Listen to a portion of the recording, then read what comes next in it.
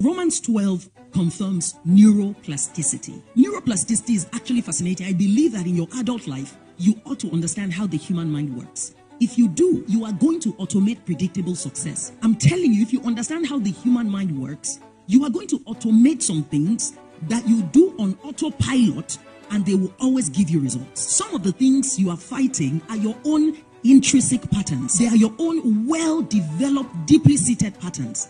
So sometimes, because we don't understand how the mind works, we are resisting our own success. It's true.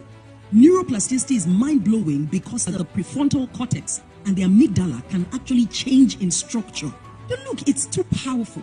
I'm going to give you just a little imagery. Do you know what they find in the human brain?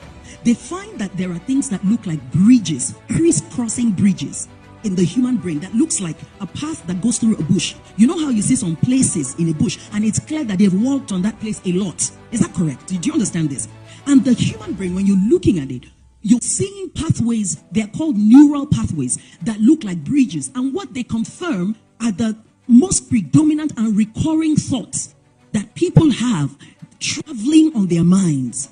Whenever you can study your most predominant thoughts, you can predict what your life will look like in another 1 year, 3 years, 5 years, categorically. This is actually a spiritual design that we are coming to uncover through psychology.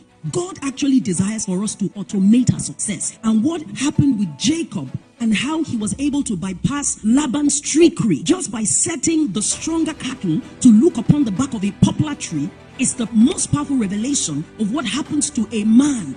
As he thinks, so he is, for real.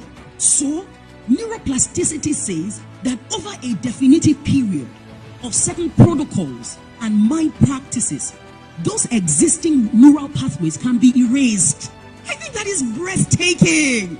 Some bridges and pathways and roads that thoughts have traveled for such a long time. How many of you are aware that there are thoughts you no longer think about, but they think on their own? That's the way I'll try to do you. Is that correct? There's no human being here that is not experiencing that. Absolutely no. The only difference between one or the other is that some have thoughts that want to go on autopilot and they resist them, and others have thoughts that want to go on autopilot and they go on autopilot on a daily.